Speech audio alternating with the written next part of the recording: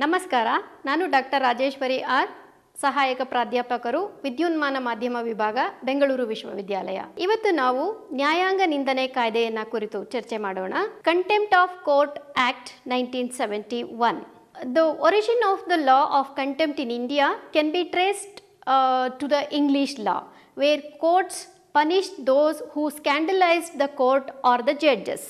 The first Indian statute on contempt of court act was passed in 1926.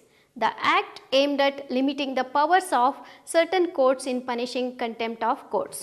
ಅಂದರೆ ಈಗ ಭಾರತದಲ್ಲಿ ನ್ಯಾಯಾಂಗ ನಿಂದನೆ ಕಾಯ್ದೆಯ ಮೂಲವನ್ನು ಹುಡ್ಕೋದಾದರೆ ಅದರ ಮೂಲ ಇಂಗ್ಲೀಷ್ ಕಾನೂನು ಆಗಿದೆ. ಬ್ರಿಟಿಷರ ಕಾಲದಲ್ಲಿ, ಅಂದರೆ ಯಾವಾಗ ಬ್ರಿಟಿಷರು ನಮ್ಮ ಭಾರತವನ್ನು ಆಳ್ತಾ ಇದ್ರು ಆ ಕಾಲದಲ್ಲಿ ನ್ಯಾಯಾಧೀಶರನ್ನು ಅಥವಾ ನ್ಯಾಯಾಲಯಗಳನ್ನು, ಆಗ ಸ್ವಾತಂತ್ರ್ಯ ಹೋರಾಟಗಾರರನ್ನು ಪನಿಷ್ ಮಾಡಲಿಕ್ಕೆ ಇದ್ದಂಥ ನ್ಯಾಯಾಂಗ ವ್ಯವಸ್ಥೆಯಲ್ಲಿ ಯಾರಾದರೂ ನ್ಯಾಯಾಧೀಶರನ್ನು ಅಥವಾ ನ್ಯಾಯಾಲಯಗಳನ್ನು ನಿಂದಿಸಿದರೆ ಅವರಿಗೆ ಶಿಕ್ಷೆ ನೀಡುವ ಮೂಲ ಉದ್ದೇಶದಿಂದ ಈ ಒಂದು ನ್ಯಾಯಾಂಗ ನಿಂದನೆ ಕಾನೂನನ್ನು ಜಾರಿಗೆ ತರಲಾಗಿತ್ತು. 1926ರಲ್ಲಿ ಮೊದಲ ಬಾರಿಗೆ ಭಾರತೀಯ ಮೂಲದ ನ್ಯಾಯಾಂಗ ನಿಂದನೆಗೆ ಸಂಬಂಧಿಸಿದ ಒಂದು ಕಾಯ್ದೆಯನ್ನು ಜಾರಿ ಮಾಡಲಾಗುತ್ತೆ. ನ್ಯಾಯಾಂಗ ನಿಂದನೆಯ ಶಿಕ್ಷೆಗೆ ಸಂಬಂಧಿಸಿದಂತೆ ಕೆಲವು ನ್ಯಾಯಾಲಯಗಳ ಅಧಿಕಾರಗಳನ್ನು ಮೊಟಕುಗೊಳಿಸುವ ಈ ಉದ್ದೇಶವನ್ನು ಈ ಭಾರತೀಯ ಮೂಲದ ನ್ಯಾಯಾಂಗ ನಿಂದನಾ ಕಾಯ್ದೆ ಒಳಗೊಂಡಿತ್ತು.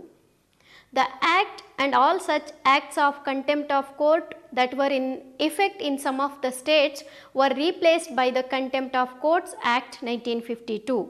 Lok Sabha in 1960 decided to scrutinize the act so as to see it in the light of freedom of expression of the individual and of the need of safeguarding the status and dignity of courts and interest of administration of justice. ಅಂದರೆ ದೇಶದಲ್ಲಿ ಜಾರಿಯಲ್ಲಿದ್ದ ನ್ಯಾಯಾಂಗ ನಿಂದನೆಯ ಎಲ್ಲ ಕಾಯ್ದೆಗಳನ್ನು ಬದಲಾಯಿಸಿ ಅವುಗಳನ್ನು ತೆಗೆದುಹಾಕಿ ನ್ಯಾಯಾಂಗ ನಿಂದನೆ ಕಾಯ್ದೆಯನ್ನು 1952 ಭಾರತದಲ್ಲಿ ಜಾರಿಗೆ ತರಲಾಯಿತು.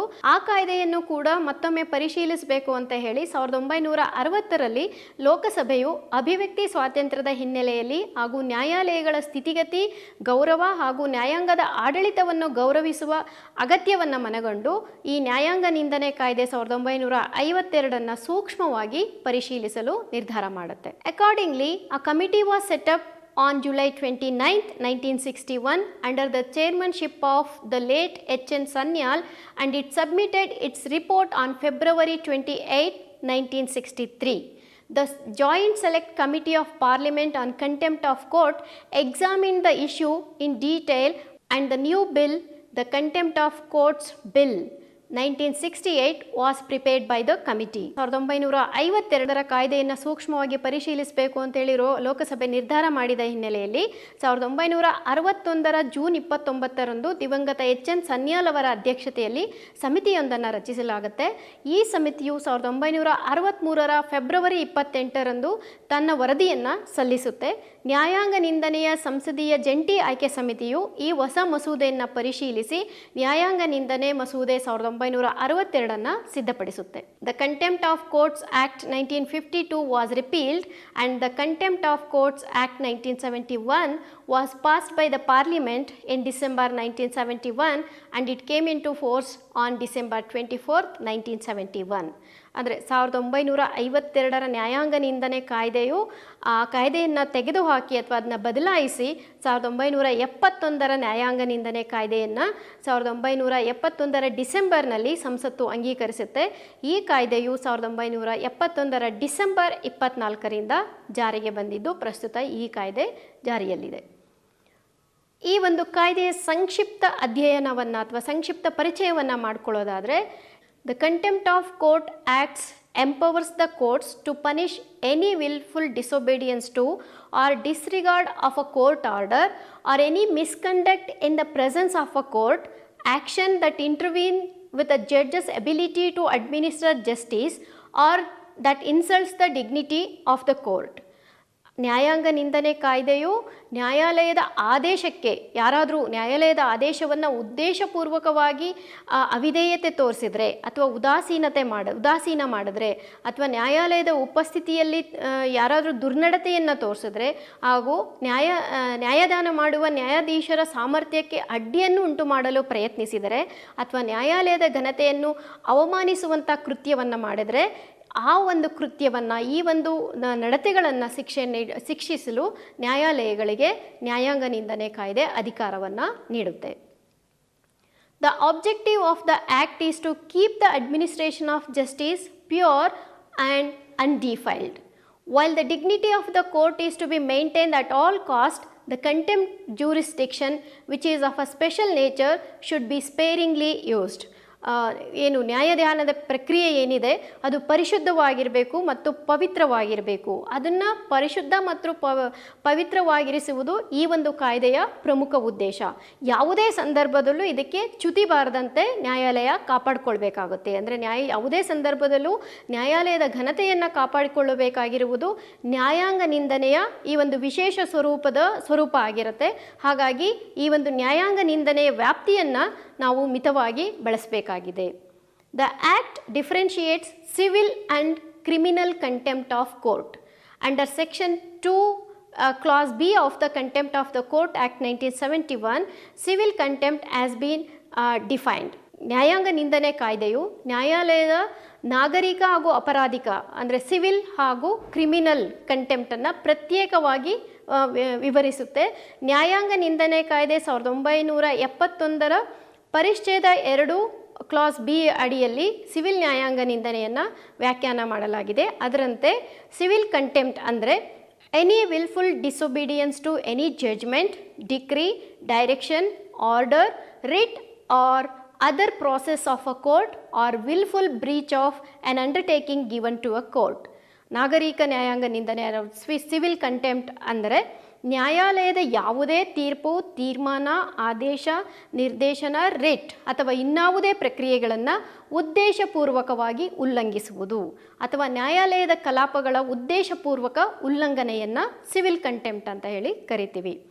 Under section 2 Clause C of the Contempt of Courts Act 1971, criminal contempt has been defined as ಅಂದರೆ ಅದನ್ನು ಏನಂತ ಡಿಫೈನ್ ಮಾಡ್ತಾರೆ ಅಂತ ಅಂದರೆ criminal contempt means the publication whether by words spoken or written or by signs or by visible representation or otherwise of any matter or the doing of any other act whatsoever which scandalizes or tends to scandalize or lowers or tends to lower the authority of any court or prejudices or interferes or tends to interfere with the due course of any judicial proceeding or interferes or tend to interfere with or obstructs or tend to obstruct the administration of the justice in any other manner. ಇದು legal ಆಗಿ criminal contempt ಅಂದರೆ ಅಥವಾ ಅಪರಾಧಿಕ ನಿಂದನೆ ಅಂದ್ರೇನು ಅಂತ ಅಂದರೆ ಯಾವುದೇ ವಿಷಯದ ಪ್ರಕಟಣೆ, ಅದು ಪದಗಳ ರೂಪದಲ್ಲಿರ್ಬೋದು, ಭಾಷಣದ ರೂಪದಲ್ಲಿರ್ಬೋದು, ಮಾತುಗಳ ರೂಪದಲ್ಲಿರ್ಬೋದು, ಅಥವಾ ಬರವಣಿಗೆ ರೂಪದಲ್ಲಿರ್ಬೋದು, ಅಥವಾ ಸಂಜ್ಞೆಗಳ ರೂಪದಲ್ಲಿರ್ಬೋದು, ಅಥವಾ ಕಣ್ಣಿಗೆ ಕಾಣುವಂಥ ಯಾವುದೇ ಚಿತ್ರಣ ಅಥವಾ ಇನ್ಯಾವುದೇ ಸ್ವರೂಪದಲ್ಲಿರ್ಬೋದು, ಅಥವಾ ನ್ಯಾಯಾಲಯದ ಅಧಿಕಾರಿಗಳ ಹೆಸರು ಕೆಡಿಸುವ ಉದ್ದೇಶ ಅಂದರೆ ನ್ಯಾಯಾಧೀಶರಾಗಿರ್ಬೋದು ಅಥವಾ ನ್ಯಾಯಾಂಗ ವ್ಯವಸ್ಥೆಯಲ್ಲಿರುವಂಥ ಯಾವುದೇ ಅಧಿಕಾರಿಗಳ ಹೆಸರು ಕೆಡಿಸುವ ಉದ್ದೇಶ ಅಥವಾ ಅಂತಹ ಉದ್ದೇಶ ಹೊಂದಿರುವಂಥ ಯಾವುದೇ ಕೃತ್ಯವನ್ನು ಮಾಡಿದ್ರೆ ಅಥವಾ ನ್ಯಾಯಾಲಯದ ಕಲಾಪಗಳಿಗೆ ಅಡ್ಡಿಯನ್ನುಂಟು ಮಾಡುವ ಅಥವಾ ಹಸ್ತಕ್ಷೇಪ ಮಾಡುವ ಕೆಲಸವನ್ನು ಮಾಡಿದ್ರೆ ಅಥವಾ ನ್ಯಾಯದಾನದ ಪ್ರಕ್ರಿಯೆಗೆ ಯಾವುದೇ ರೀತಿಯ ಅಡ್ಡಿಯನ್ನುಂಟು ಮಾಡುವ ಅಥವಾ ತೊಡಕನ್ನುಂಟು ಮಾಡುವ ಅಥವಾ ಹಸ್ತಕ್ಷೇಪವನ್ನು ಉಂಟು ಮಾಡಿದ್ರೆ ಅದನ್ನು ಅಪರಾಧಿಕ ನಿಂದನೆ ಅಥವಾ ಕ್ರಿಮಿನಲ್ ಕಂಟೆಂಪ್ಟ್ ಅಂತ ಹೇಳಿ ಕರಿತೀವಿ. Any wilful or deliberate or reckless disobedience to the orders of the court to do or abstain from doing any act or breach of any undertaking given to the court is a prima facie civil contempt. ನ್ಯಾಯಾಲಯದ ಆದೇಶಗಳನ್ನು ಉದ್ದೇಶಪೂರ್ವಕವಾಗಿ ನಿರ್ಲಕ್ಷಿಸುವ ಅಥವಾ ಅವಿಧೇಯತೆ ತೋರುವ ಅಥವಾ ನ್ಯಾಯಾಲಯ ಹೇಳಿದ ಕೆಲಸವನ್ನು ಸೂಚಿಸಿದ ಅಥವಾ ಹೇಳಿದ ಕೆಲಸವನ್ನು ಮಾಡದಿರುವ ಅಥವಾ ನ್ಯಾಯಾಲಯದ ಕಲಾಪಗಳನ್ನು ಉಲ್ಲಂಘಿಸುವುದನ್ನು ಮೇಲ್ನೋಟಕ್ಕೆ ಸಾಬೀತಾದ ನಾಗರಿಕ ನಿಂದನೆ ಅಂತ ಹೇಳಿ ಈ ಎಲ್ಲ ಕೃತ್ಯಗಳು ಪ್ರೈಮಾ ಫೇಸಿ ಸಿವಿಲ್ ಕಂಟೆಂಪ್ಟ್ ಅಂತ ಹೇಳಿ ಕರೆಸ್ಕೊಳ್ಳುತ್ತೆ. Non caring of the warrant issued by the criminal court amounts to criminal contempt. ಅಂದರೆ ಕ್ರಿಮಿನಲ್ ನ್ಯಾಯಾಲಯ ಹೊರಡಿಸಿರುವ ವಾರೆಂಟನ್ನು ನಿರ್ಲಕ್ಷಿಸುವುದು ಅಪರಾಧಿಕ ಅಥವಾ ಕ್ರಿಮಿನಲ್ ಕಂಟೆಂಪ್ಟ್ ಆಗುತ್ತೆ. Breach of an injunction or breach of an undertaking given to a court by a person in civil proceedings amount to civil contempt. ಅಂದರೆ civil ಪ್ರಕರಣಗಳಲ್ಲಿ ನೀಡಿದ ತಡೆಯಾಜ್ಞೆಯನ್ನು ನಿರ್ಲಕ್ಷಿಸೋದು ಅಥವಾ ಆ ನ್ಯಾಯಾಲಯ ನೀಡಿದ ಸೂಚನೆಗಳನ್ನು ಪಾಲಿಸದೇ ಇರೋದು ಕೂಡ ಸಿವಿಲ್ ಕಂಟೆಂಪ್ಟ್ ಆಗುತ್ತೆ. ಅಂದರೆ ನಾಗರಿಕ ನಿಂದನೆ ಅಂತ ಹೇಳಿ ಕರೆಯಲಾಗುತ್ತೆ ಅದನ್ನು. A judge, magistrate or other persons act in judiciary shall also be liable for contempt of his own court or of any other court in the same manner as any other individual. ಒಂದು ವೇಳೆ ನ್ಯಾಯಾಧೀಶರು, ಮ್ಯಾಜಿಸ್ಟ್ರೇಟರು ಅಥವಾ ನ್ಯಾಯಾಂಗದ ಇನ್ಯಾರೇ ವ್ಯಕ್ತಿಗಳು ಅವಿವೇಕದಿಂದ ವರ್ತಿಸಿದರೆ, ಅವರು ತಮ್ಮ ನ್ಯಾಯಾಲಯಗಳಲ್ಲಿ ಅವರು ಅವಿವೇಕದಿಂದ ವರ್ತಿಸಿದರೆ ತಮ್ಮದೇ ನ್ಯಾಯಾಲಯ ಅಥವಾ ಇನ್ಯಾವುದೇ ನ್ಯಾಯಾಲಯ ನಿಂದನೆಗೆ ಬೇರೆ ಸಾಮಾನ್ಯ ವ್ಯಕ್ತಿಗಳಂತೆ ಅವರು ಕೂಡ ಜವಾಬ್ದಾರರಾಗುತ್ತಾರೆ. ಅಂದರೆ ಅವರಿಗೂ ಕೂಡ ಅವರ ಮೇಲೂ ಕೂಡ ನ್ಯಾಯಾಂಗ ನಿಂದನೆ ಪ್ರಕರಣವನ್ನು ದಾಖಲಿಸಬಹುದು. Any contempt of Nyaya Panchayats or other village courts by whatever name known for the administration of justice established under any law is not punishable with this act. ಅಂದರೆ ನ್ಯಾಯದಾನದ ಉದ್ದೇಶಕ್ಕಾಗಿ, ನ್ಯಾಯ ವಿತರಣೆಯ ಉದ್ದೇಶಕ್ಕಾಗಿ, ಆದರೆ ಯಾವುದೇ ಕಾಯ್ದೆ ಕೆಳಗೆ ಆರಂಭ ಆಗದೇ ಇರುವಂಥ ನ್ಯಾಯ ಪಂಚಾಯಿತಿ ಅಥವಾ ಹಳ್ಳಿ ಪಂಚಾಯಿತಿ, ಹಳ್ಳಿನಲ್ಲಿ ಮಾಡ್ಕೊಂಡಿರ್ತಾರೆ ನ್ಯಾಯವನ್ನು ಅವರೇ ಸೇರಿಕೊಂಡು ಯಾವುದಾದ್ರೂ ಇಶ್ಯೂ ಇದ್ದರೆ ಅದನ್ನು ಅವರು ಪಂಚಾಯಿತಿಯ ಮೂಲಕ ಅಥವಾ ಪರಸ್ಪರ ಮಾತಿನ ಮೂಲಕ ಬಗೆಹರಿಸ್ತಾರೆ. ಅಥವಾ ಇನ್ಯಾವುದೇ ಹೆಸರಿನಿಂದ ಗುರುತಿಸಿಕೊಳ್ಳುವಂಥ ನ್ಯಾಯಾಂಗ ವ್ಯವಸ್ಥೆಗಳಿಗೆ ಯಾರಾದರೂ ಅಗೌರವ ತೋರಿಸಿದರೆ ಅದನ್ನು ಅಂತಹ ಕೃತ್ಯಕ್ಕೆ ಈ ಕಾಯ್ದೆಯ ಕೆಳಗಡೆ ಶಿಕ್ಷೆಯನ್ನು ನೀಡಲಾಗುವುದಿಲ್ಲ. Guidelines to media professionals under this act. ನ್ಯಾಯಾಂಗ ನಿಂದನೆ ಕಾಯ್ದೆಯಲ್ಲಿ ಪತ್ರಕರ್ತರಿಗೆ ನೀಡಲಾಗಿರುವಂತಹ ಮಾರ್ಗಸೂಚಿಗಳು ಯಾವುವು? The law relating to contempt of court is well settled.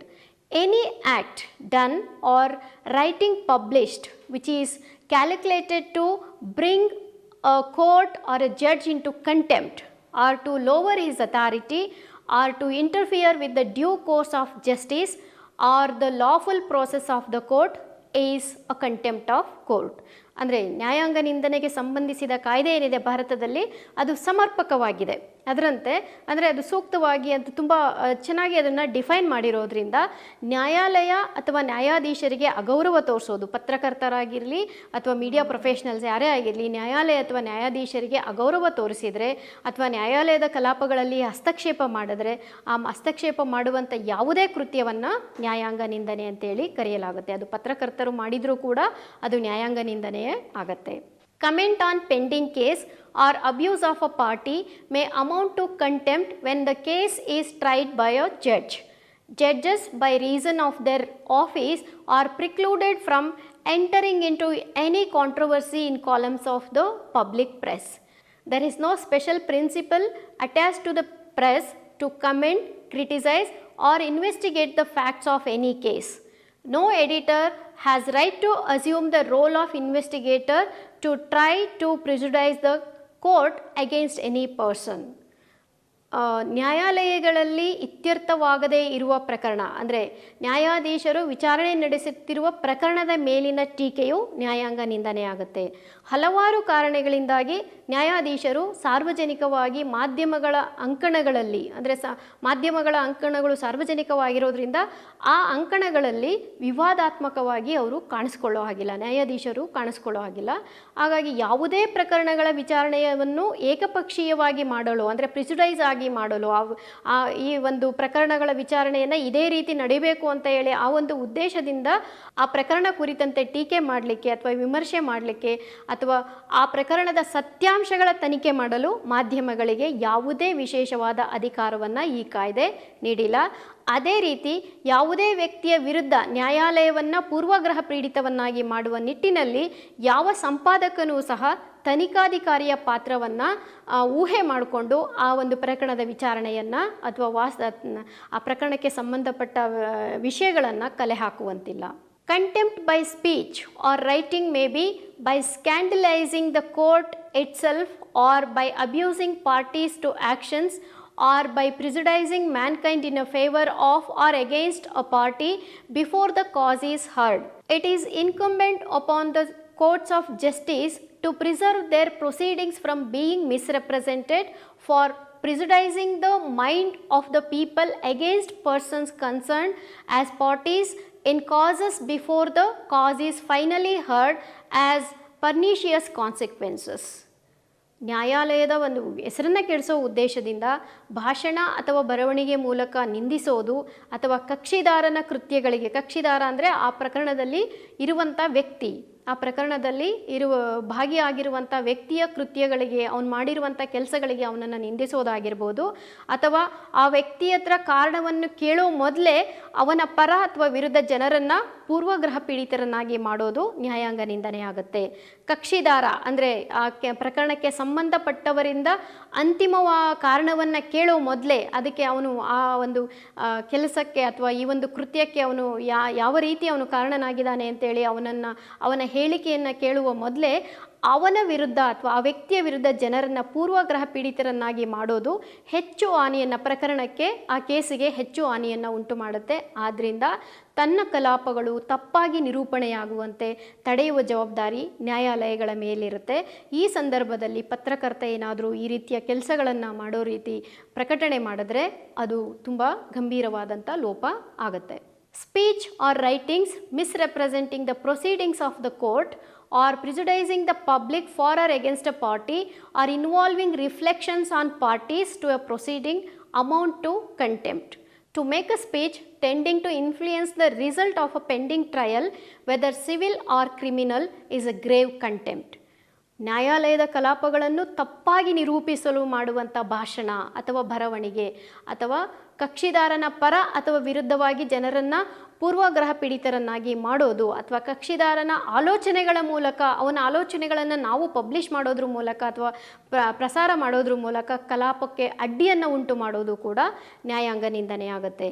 Civil ಅಥವಾ ಕ್ರಿಮಿನಲ್ ನ್ಯಾಯಾಲಯಗಳಲ್ಲಿ ವಿಚಾರಣೆ ಬಾಕಿ ಇರುವ ಪ್ರಕರಣಗಳ ಮೇಲೆ ಆ ಪ್ರಕರಣಗಳ ತೀರ್ಮಾನಗಳ ಅಥವಾ ತೀರ್ಪುಗಳ ಮೇಲೆ ಅಥವಾ ಫಲಿತಾಂಶಗಳ ಮೇಲೆ ಪ್ರಭಾವ ಬೀರುವ ಉದ್ದೇಶದಿಂದ ಒಂದು ಭಾಷಣವನ್ನು ಮಾಡೋದು ಅಥವಾ ಬರವಣಿಗೆ ಮಾಡೋದು ಅಥವಾ ಮಾಧ್ಯಮಗಳಲ್ಲಿ ಲೇಖನಗಳನ್ನು ಪ್ರಸಾರ ಮಾಡೋದು ಕೂಡ ಗಂಭೀರ ನಿಂದನೆಯಾಗುತ್ತೆ. Comments on pending proceedings if emanating from the parties or their lawyers are generally a more serious contempt than those coming from independent sources. ಇತ್ಯರ್ಥ ಆಗದೇ ಇರುವಂಥ ಪ್ರಕರಣಗಳ ಬಗ್ಗೆ ಕಕ್ಷಿದಾರರು ಅಥವಾ ಅವರ ಪರ ವಕೀಲರು ನೀಡುವ ಹೇಳಿಕೆಗಳು ಬೇರೆ ಯಾವುದೇ ವ್ಯಕ್ತಿ ಅಥವಾ ಬೇರೆ ಯಾವುದೇ ಮೂಲಗಳು ನೀಡುವ ಹೇಳಿಕೆಗಳಿಗಿಂತ ಹೆಚ್ಚಿನ ಅಥವಾ ಗಂಭೀರ ಸ್ವರೂಪದ ನಿಂದನೆ ಅಂತ ಹೇಳಬಹುದು. If a person was ignorant that the proceeding was pending and commit an act that amounts to contempt of court, he shall not be guilty.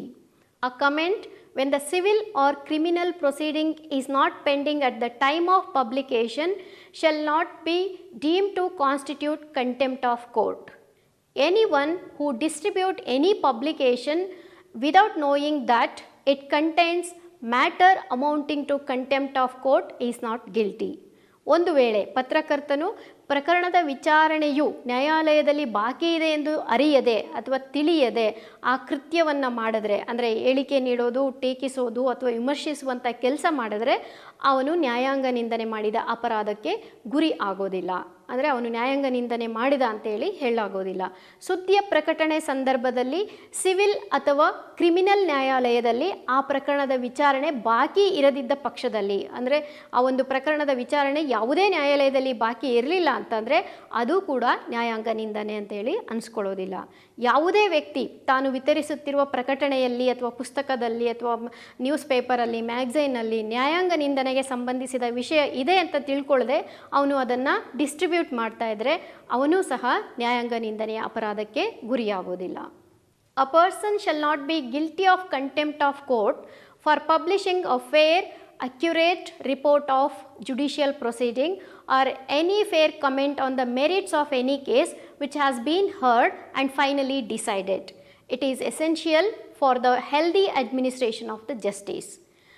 ನ್ಯಾಯಾಲಯದ ಕಲಾಪಗಳ ಬಗ್ಗೆ ನಿಖರ ಹಾಗೂ ನಿಷ್ಪಕ್ಷಪಾತ ವರದಿಯನ್ನು ಪತ್ರಕರ್ತ ಅಥವಾ ಪತ್ರಿಕೆ ಪ್ರಕಟಿಸಿದರೆ ಅಥವಾ ಇತ್ಯರ್ಥವಾದ ಪ್ರಕರಣದ ಸಾಧ್ಯತೆಗಳ ಬಗ್ಗೆ ನಿಷ್ಪಕ್ಷಪಾತ ವಿಮರ್ಶೆಯನ್ನು ಮಾಡಿದರೆ ಅದನ್ನು ನ್ಯಾಯಾಂಗ ನಿಂದನೆ ಅಂತ ಹೇಳೋದಿಲ್ಲ, ಅಥವಾ ಅಂತಹ ವ್ಯಕ್ತಿಯನ್ನು ನ್ಯಾಯಾಂಗ ನಿಂದನೆ ಪ್ರಕರಣದಲ್ಲಿ ತಪ್ಪಿತಸ್ಥ ಅಂತ ಹೇಳಲಾಗೋದಿಲ್ಲ. ಏಕೆಂದರೆ ಈ ಥರ ನಿಷ್ಪಕ್ಷಪಾತ, ನಿಖರ ಅಥವಾ ಒಂದು ವಿಮರ್ಶೆ ನಿಷ್ಪಕ್ಷಪಾತ ವಿಮರ್ಶೆ ಏನಿದೆ ಅದು ನ್ಯಾಯಾಂಗದ ಆರೋಗ್ಯಕರ ಕಾರ್ಯಾಡಳಿತಕ್ಕೆ ಅನಿವಾರ್ಯ ಆಗಿರುತ್ತೆ. So therefore it is to be noted that the liberty of free expression is not to be compounded with the license to make unfounded allegations of corrupt against judiciary if it is abuse of that right. ಅಂದರೆ ಆದ್ದರಿಂದ ಅಭಿವ್ಯಕ್ತಿ ಸ್ವಾತಂತ್ರ್ಯ ಅನ್ನೋದು ನ್ಯಾಯಾಂಗದ ವಿರುದ್ಧ ಭ್ರಷ್ಟಾಚಾರ, ಆಧಾರರಹಿತ ಆರೋಪಗಳನ್ನು ಮಾಡಲು ಇರುವಂಥ ಒಂದು ಅನುಮತಿ ಅಥವಾ ಲೈಸೆನ್ಸ್ ಅಂತ ನಾವು ಅದನ್ನು ಭಾವಿಸಬಾರ್ದು. ಒಂದು ವೇಳೆ ಹಾಗೆ ನಾವು ಭಾವಿಸಿದ್ರಲ್ಲಿ ಇದು ಆ ಒಂದು ಹಕ್ಕಿನ ಫ್ರೀಡಮ್ ಆಫ್ ಎಕ್ಸ್ಪ್ರೆಷನ್ ಏನಿದೆ ಆ ಹಕ್ಕಿನ ದುರುಪಯೋಗ ಮಾಡಿಕೊಂಡಂತಾಗುತ್ತೆ. Court and legal reporting must be true, accurate and without ಮ್ಯಾಲಿಸ್.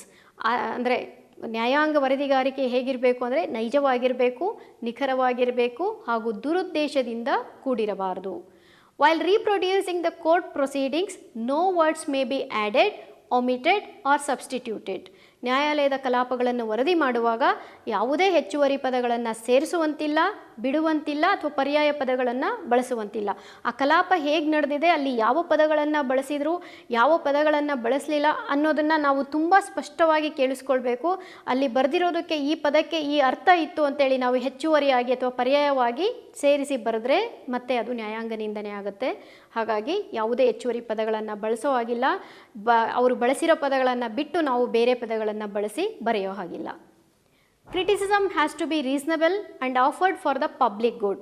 The criticism of a judge must take the form of reasonable argument or exploitation, must be made in good faith of free from imputation of improper motives. Criticism on judgments must be done without casting aspersions on the judges and the court and without adverse comment amounting to scandalizing the courts. ನಾವು ಪತ್ರಕರ್ತರು ಮಾಡುವಂಥ ವಿಮರ್ಶೆ ಸಮಂಜಸವಾಗಿರಬೇಕು ಮತ್ತು ಅದರಲ್ಲಿ ಸಾರ್ವಜನಿಕ ಒಳಿತಿನ ಉದ್ದೇಶ ಇರಬೇಕು.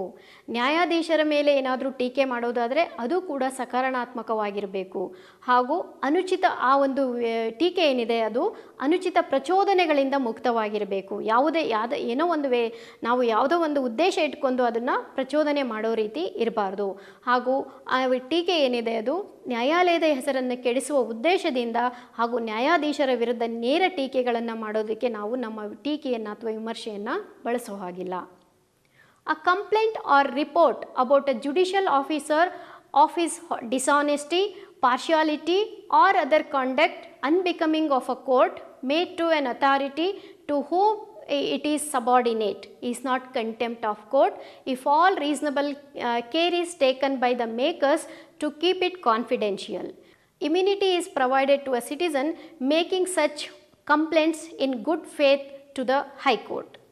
ಅಂದರೆ ಯಾರಾದರೂ ಒಬ್ಬರು ನ್ಯಾಯಾಧೀಶರ ಬಗ್ಗೆ ಅಥವಾ ನ್ಯಾಯಾಲಯದ ಅಧಿಕಾರಿಗಳ ಅಪ್ರಾಮಾಣಿಕತೆ ಅಥವಾ ಪಕ್ಷಪಾತ ಅಥವಾ ಇನ್ನಿತರ ನಡವಳಿಕೆಯ ಬಗ್ಗೆ ದೂರನ್ನು ಸಲ್ಲಿಸೋ ಹಾಗಿದ್ರೆ ಅಥವಾ ವರದಿಯನ್ನು ಸಂಬಂಧಪಟ್ಟವರಿಗೆ ಸಲ್ಲಿಸೋದಾಗಿದ್ದರೆ ಅದು ನ್ಯಾಯಾಂಗ ನಿಂದನೆ ಆಗೋದಿಲ್ಲ. ನ್ಯಾಯಾಂಗ ಅಧಿಕಾರಿಯೊಬ್ಬರ ಅಪ್ರಾಮಾಣಿಕತೆ ಅಥವಾ ನ್ಯಾಯಾಧೀಶರ ಅಪ್ರಾಮಾಣಿಕತೆ, ಪಕ್ಷಪಾತ ನಡವಳಿಕೆ ಅಥವಾ ಇನ್ನಿತರ ನಡವಳಿಕೆಯ ಬಗ್ಗೆ ಯಾರಾದರೂ ದೂರು ಸಲ್ಲಿಸುವಂತಿದ್ರೆ ಅಥವಾ ಅವರ ಬಗ್ಗೆ ವರದಿಯನ್ನು ಸಂಬಂಧಪಟ್ಟವರಿಗೆ ಸಲ್ಲಿಸಿದರೆ ಅದು ನ್ಯಾಯಾಂಗ ನಿಂದನೆಯಾಗಿರುವುದಿಲ್ಲ. ಯಾಕೆಂದರೆ ಅದು ಆ ವ್ಯಕ್ತಿಯ ಅಪ್ರಾಮಾಣಿಕತೆ ಅಥವಾ ಪಕ್ಷಪಾತ ನಡವಳಿಕೆಯ ಬಗ್ಗೆ ಸಂಬಂಧಪಟ್ಟ ವರದಿ ಅಥವಾ ದೂರಾಗಿರುತ್ತೆ.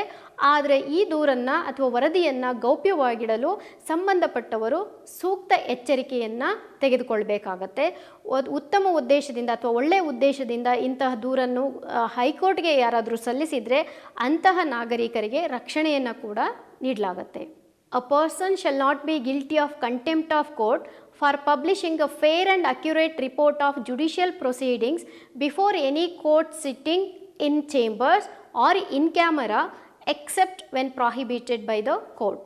ನ್ಯಾಯಾಲಯದ ಆಕ್ಷೇಪಣೆ ಇಲ್ಲದಿದ್ದಾಗ, ಅಂದರೆ ನ್ಯಾಯಾಲಯನ ವಕಲಾಪಗಳನ್ನು ನೀವು ವರದಿ ಮಾಡಬಾರ್ದು ಅಂತ ಏನಾದರೂ ಹೇಳದಿದ್ದರೆ, ಯಾವುದೇ ನ್ಯಾಯಾಲಯದ ಮುಂದೆ ನಡೆಯುವ ಖಾಸಗಿ ಅಥವಾ ಇನ್ ಕ್ಯಾಮರಾ ಅಂತ ಹೇಳ್ತೀವಿ, ಅಂದರೆ ಅಲ್ಲಿ ಯಾರೂ ಇರೋದಿಲ್ಲ, ಬರೀ ಜಡ್ಜಸ್ಸು, ಲಾಯರು ಮತ್ತು ಸಂಬಂಧಪಟ್ಟವರು ಮಾತ್ರ ಇರ್ತಾರೆ, ಅಲ್ಲಿ ಸಾರ್ವಜನಿಕರು ಇರೋದಿಲ್ಲ, ಅದನ್ನು ಇನ್ ಕ್ಯಾಮರಾ ಪ್ರೊಸೀಡಿಂಗ್ ಅಂತ ಹೇಳ್ತೀವಿ. ಆ ಇನ್ ಕ್ಯಾಮರಾ ಕಲಾಪಗಳನ್ನು ನಿಷ್ಪಕ್ಷಪಾತವಾಗಿ ಮತ್ತು ನಿಖರವಾಗಿ ಪ್ರಕಟಿಸಿದರೆ ಅದು ನ್ಯಾಯಾಂಗ ನಿಂದನೆ ಆಗೋದಿಲ್ಲ. ಇನ್ ಕ್ಯಾಮರಾ ಪ್ರೊಸೀಡಿಂಗ್ಸನ್ನು ಪಬ್ಲಿಷ್ ಮಾಡಬಾರ್ದು ಅಂತ ಹೇಳಿ ನ್ಯಾಯಾಲಯ ಆಕ್ಷೇಪಣೆ ಸಲ್ಲಿಸಿದರೆ ಅದನ್ನು ನಾವು ಪಬ್ಲಿಷ್ ಮಾಡಿದ್ರೆ ಅದು ನ್ಯಾಯಾಂಗ ನಿಂದನೆ ಆಗುತ್ತೆ. ಒಂದು ವೇಳೆ ನ್ಯಾಯಾಲಯದ ಆಕ್ಷೇಪಣೆ ಇಲ್ಲದಿದ್ದರೆ ನಾವು ಇನ್ ಕ್ಯಾಮರಾ ಪ್ರೊಸೀಡಿಂಗ್ಸನ್ನು ಕೂಡ ಆದರೆ ನಿಷ್ಪಕ್ಷಪಾತವಾಗಿ ನಿಖರವಾಗಿ ಪ್ರಕಟಿಸಬೇಕು, ಆಗ ಅದು ನ್ಯಾಯಾಂಗ ನಿಂದನೆ ಆಗೋದಿಲ್ಲ. ಹಾಗಾದರೆ ನ್ಯಾಯಾಂಗ ನಿಂದನೆಯಲ್ಲಿ ಲಭ್ಯವಿರುವ ವಿನಾಯಿತಿಗಳೇನು? Making a statement without knowing that the case was pending with the court, ಅಂದರೆ ನ್ಯಾಯಾಲಯದಲ್ಲಿ ಪ್ರಕರಣ ಇತ್ಯರ್ಥ ಆಗಿಲ್ಲ ಅಥವಾ ಬಾಕಿ ಇದೆ ಅಂತ ನಮಗೆ ಅದನ್ನು ನಾವು ತಿಳಿದುಕೊಳ್ಳದೆ ಅಥವಾ ಅರಿಯದೆ ಹೇಳಿಕೆಗಳನ್ನು ನೀಡೋದು ನ್ಯಾಯಾಂಗ ನಿಂದನೆ ಆಗೋದಿಲ್ಲ. Making a statement on A case that is not pending in the court, ನ್ಯಾಯಾಲಯದಲ್ಲಿ ಬಾಕಿ ಇರದೇ ಇರುವ ಪ್ರಕರಣ, ಅಂದರೆ ಇತ್ಯರ್ಥವಾಗಿರುವಂತಹ ಪ್ರಕರಣ ಅಥವಾ ಅದನ್ನು ನ್ಯಾಯಾಲಯದಲ್ಲಿ ಪ್ರಕರಣ ಇಲ್ಲವೇ ಇಲ್ಲ, ಅದಿನ್ನೂ ನ್ಯಾಯಾಲಯಕ್ಕೆ ಹೋಗೇ ಇಲ್ಲ ಅಂಥ ಪ್ರಕರಣದ ಬಗ್ಗೆ ಹೇಳಿಕೆ ನೀಡುವುದು. ಅ fair criticism on the judicial proceedings, ನ್ಯಾಯಾಲಯದಲ್ಲಿ ನಡೆಯುವಂಥ ಕಲಾಪಗಳ ನಿಷ್ಪಕ್ಷಪಾತ ವಿಮರ್ಶೆ ಮಾಡಿದರೆ ಅದು ಕೂಡ ನ್ಯಾಯಾಂಗ ನಿಂದನೆ ಆಗೋದಿಲ್ಲ. Distributing material without knowing that it contains a contempt of court, ನ್ಯಾಯಾಂಗ ನಿಂದನೆಯ ವಿಷಯ ಇದೆ ಎನ್ನುವುದರ ಅರಿವಿಲ್ಲದೆ ಯಾವುದೇ ಪುಸ್ತಕಗಳನ್ನು ಅಥವಾ ವಸ್ತುಗಳನ್ನು ಅಥವಾ ಪ್ರಕಟಣೆಗಳನ್ನು ವಿತರಿಸುವುದು, ಅದು ಕೂಡ ನ್ಯಾಯಾಂಗ ನಿಂದನೆ ಆಗೋದಿಲ್ಲ. A true report on the judicial proceedings, ನ್ಯಾಯಾಲಯದ ಕಲಾಪಗಳ ನೈಜ ವರದಿ, ಯಾವುದನ್ನು ಸೇರಿಸದೆ ಏನನ್ನೂ ಅದಕ್ಕೆ ಆ್ಯಡ್ ಮಾಡದೆ ಮಾಡುವಂಥ ನಿಜವಾದ ಅಥವಾ ನೈಜ ವರದಿ, ಅದು ಕೂಡ ನ್ಯಾಯಾಂಗ ನಿಂದನೆ ಆಗೋದಿಲ್ಲ. Complaint against the presiding officers of subordinate courts to superior courts in good faith, ಒಳ್ಳೆಯ ಉದ್ದೇಶದಿಂದ ಅಧೀನ ನ್ಯಾಯಾಲಯಗಳ ಅಧಿಕಾರಿಗಳು ಅಥವಾ ನ್ಯಾಯಾಧೀಶರ ವಿರುದ್ಧ ಉನ್ನತ ನ್ಯಾಯಾಲಯಗಳಿಗೆ ದೂರು ಸಲ್ಲಿಸುವುದು ಸಹ ನ್ಯಾಯಾಂಗ ನಿಂದನೆ ಆಗೋದಿಲ್ಲ. ಹಾಗಾದರೆ ನ್ಯಾಯಾಂಗ ನಿಂದನೆ ಪ್ರಕರಣದ ಪ್ರಕ್ರಿಯೆ ಹೇಗೆ ನಡೆಯುತ್ತೆ? ಕಂಟೆಂಪ್ಟ್ ಪ್ರೊಸೀಜರ್ ಹೇಗಿರುತ್ತೆ? When it is alleged that a person has been guilt of contempt committed in its presence or hearing, the court may cause him to be informed in writing of the contempt which he is charged. ಅಂದರೆ ಒಂದು ನ್ಯಾಯಾಲಯ ತನ್ನ ಉಪಸ್ಥಿತಿಯಲ್ಲಿ ಅಥವಾ ಆ ನ್ಯಾಯಾಲಯ ವಿಚಾರಣೆ ನಡೆಸ್ತಾ ಇರುವಂಥ ಸಂದರ್ಭದಲ್ಲಿ ಒಬ್ಬ ವ್ಯಕ್ತಿ ನ್ಯಾಯಾಂಗ ನಿಂದನೆಯ ಪ್ರಕರಣದಲ್ಲಿ ತಪ್ಪಿತಸ್ಥ ಅಂತ ಸಾಬೀತಾದಲ್ಲಿ ನ್ಯಾಯಾಲಯವು ಆ ವ್ಯಕ್ತಿಗೆ ಅವನ ಮೇಲೆ ವಿಧಿಸಿರುವ ನ್ಯಾಯಾಂಗ ನಿಂದನೆ ಪ್ರಕರಣದ ಬಗ್ಗೆ ಲಿಖಿತವಾಗಿ ಮಾಹಿತಿಯನ್ನು ನೀಡಬೇಕು. ಅಂದರೆ ನೀನು ಯಾವ ರೀತಿಯಲ್ಲಿ ನ್ಯಾಯಾಂಗ ನಿಂದನೆ ಮಾಡಿದೆಯಾ ಅನ್ನೋದ್ರ ಬಗ್ಗೆ ಅವನಿಗೆ ಲಿಖಿತವಾಗಿ ಮಾಹಿತಿಯನ್ನು ನೀಡಬೇಕು. ನಂತರ the court may afford him an opportunity to make his defense to the charge, ಅಂದರೆ ಅದರ ನಂತರ ನ್ಯಾಯಾಲಯ ಅವನ ಮೇಲೆ ಹೊರಿಸಿರುವ ಆರೋಪದ ಬಗ್ಗೆ ಆ ವ್ಯಕ್ತಿ ಪ್ರತಿವಾದ ಸಲ್ಲಿಸಲು ಅವಕಾಶವನ್ನು ಅವನಿಗೆ ನೀಡಬೇಕು. After taking such evidence as may be necessary or as may be offered by such person and after hearing him proceed to determine the matter of the charge, ಅಂದರೆ ಆ ವ್ಯಕ್ತಿಯಿಂದ ಅಗತ್ಯವಿರುವಂಥ ಸಾಕ್ಷ್ಯವನ್ನು ನ್ಯಾಯಾಲಯ ಸ್ವೀಕರಿಸಿದ ಮೇಲೆ ಅಥವಾ ಆ ವ್ಯಕ್ತಿ ಹೇಳಿದ ವಾದವನ್ನು ಆಲಿಸಿದ ನಂತರ ಅವನ ಆರೋಪದ ವಿಷಯವನ್ನು ನ್ಯಾಯಾಲಯ ನಿರ್ಧರಿಸುತ್ತೆ. And makes such order for the punishment or discharge of such person as the case may be, ಅಂದರೆ ಆ ವ್ಯಕ್ತಿಗೆ ನೀಡಿರುವ ಶಿಕ್ಷೆಯ ಬಗ್ಗೆ ಆ ನ್ಯಾಯಾಲಯ ಪ್ರಕಟಿಸಬೇಕು ಅಥವಾ ಅವನ್ನ ಬಿಡುಗಡೆ ಮಾಡೋದಾದರೆ ಆ ಬಗ್ಗೆ ಆದೇಶವನ್ನು ನ್ಯಾಯಾಲಯ ನೀಡಬೇಕು. Then what is the punishment for contempt of court, ನ್ಯಾಯಾಂಗ ನಿಂದನೆಗೆ ಇರುವಂಥ ಶಿಕ್ಷೆ ಏನು? A contempt of court may be punished with simple imprisonment for a term which may extend to 6 months or with fine which may extend to 2000 rupees or with both. ನ್ಯಾಯಾಂಗ ನಿಂದನೆ ಮಾಡಿರುವಂಥ ವ್ಯಕ್ತಿಗೆ 6 ತಿಂಗಳವರೆಗೆ ವಿಸ್ತರಿಸಬಹುದಾದ ಸರಳ ಜೈಲು ಶಿಕ್ಷೆ ಅಥವಾ 2,000 ರೂಪಾಯಿಗಳವರೆಗೆ ವಿಧಿಸಬಹುದಾದ ದಂಡ ಅಥವಾ ಎರಡನ್ನೂ ಕೂಡ ನ್ಯಾಯಾಲಯ ಶಿಕ್ಷೆಯನ್ನಾಗಿ ವಿಧಿಸಬಹುದಾಗಿದೆ. ಒಂದು ವೇಳೆ ನ್ಯಾಯಾಂಗ ನಿಂದನೆ ಮಾಡಿರೋದ್ರ ಬಗ್ಗೆ ಕ್ಷಮೆ ಕೇಳಿದರೆ ಅಂತಹ ಸಂದರ್ಭದಲ್ಲಿ ಯಾವ ಪ್ರಕ್ರಿಯೆ ನಡೆಯುತ್ತೆ? ಅಪಾಲಜಿ ಅಥವಾ ಕ್ಷಮೆ ಕೇಳಿದಂಥ ಸಂದರ್ಭದಲ್ಲಿ ನ್ಯಾಯಾಲಯ ಯಾವ ಕ್ರಮವನ್ನು ಕೈಗೊಳ್ಳುತ್ತೆ? The accused may be discharged or the punishment awarded may be remitted on apology being made to the satisfaction of the court. The court can even when accept the apology commit an offender to prison or otherwise punish him. ಅಂದರೆ ಒಂದು ವೇಳೆ ಆರೋಪಿಯು ನ್ಯಾಯಾಲಯದ ಮುಂದೆ ಕ್ಷಮೆ ಯಾಚಿಸಿದರೆ, ತಾನು ಮಾಡಿದ ತಪ್ಪಿಗೆ ಕ್ಷಮೆ ಯಾಚಿಸಿದರೆ, ಆ ಕ್ಷಮೆಯಿಂದ ನ್ಯಾಯಾಲಯವು ಸಂತೃಪ್ತಗೊಂಡರೆ, ಅಂದರೆ ಅವನು ಕೇಳಿದ ಕ್ಷಮೆ ನ್ಯಾಯಾಲಯಕ್ಕೆ ಒಪ್ಪಿತಾದರೆ ಆತನನ್ನು ನ್ಯಾಯಾಂಗ ನಿಂದನೆ ಆರೋಪದಿಂದ ನ್ಯಾಯಾಲಯ ಮುಕ್ತಗೊಳಿಸಬಹುದು ಅಥವಾ ಯಾವುದೇ ಶಿಕ್ಷೆಯನ್ನು ವಿಧಿಸದೆ ಅವನನ್ನು ಕೈ ಬಿಡಬಹುದು. ಒಂದು ವೇಳೆ ನ್ಯಾಯಾಲಯ ಒಂದು ಆರೋಪಿಯ ಕ್ಷಮೆಯನ್ನು ಒಪ್ಪಿಕೊಂಡರೂ ಸಹ ಆ ತಪ್ಪಿತಸ್ಥನನ್ನು ಜೈಲಿಗೂ ಕೂಡ ಕಳಿಸಬಹುದು ಅಥವಾ ಬೇರೆ ರೀತಿಯ ಶಿಕ್ಷೆಯನ್ನು ಕೂಡ ವಿಧಿಸಬಹುದು. ಇದು ನ್ಯಾಯಾಂಗ ನಿಂದನೆ ಕಾಯ್ದೆಯ ಸಂಕ್ಷಿಪ್ತ ವಿವರಣೆ. ಇಲ್ಲಿಯವರೆಗೆ ನಾವು ಒಬ್ಬ ಪತ್ರಕರ್ತ ನ್ಯಾಯಾಲಯ ವರದಿಗಾರಿಕೆಗೆ ಸಂಬಂಧಿಸಿದಂತೆ ಅವನು ಆ ಸಂದರ್ಭದಲ್ಲಿ ಯಾವ ರೀತಿಯ ನ್ಯಾಯಾಂಗ ನಿಂದನೆ ಪ್ರಕರಣಗಳನ್ನು ಎದುರಿಸ್ಬೋದು, ಯಾವುದು ನ್ಯಾಯಾಂಗ ನಿಂದನೆ ಆಗುತ್ತೆ, ಅದಕ್ಕೆ ಅವನು ತೆಗೆದುಕೊಳ್ಳಬಹುದಾದ ಕ್ರಮಗಳೇನು, ಅದಕ್ಕೆ ಇರುವಂಥ ಶಿಕ್ಷೆಗಳೇನು ಅನ್ನೋದ್ರ ಬಗ್ಗೆ ಚರ್ಚೆ ಮಾಡಿದ್ವಿ. ಧನ್ಯವಾದಗಳು.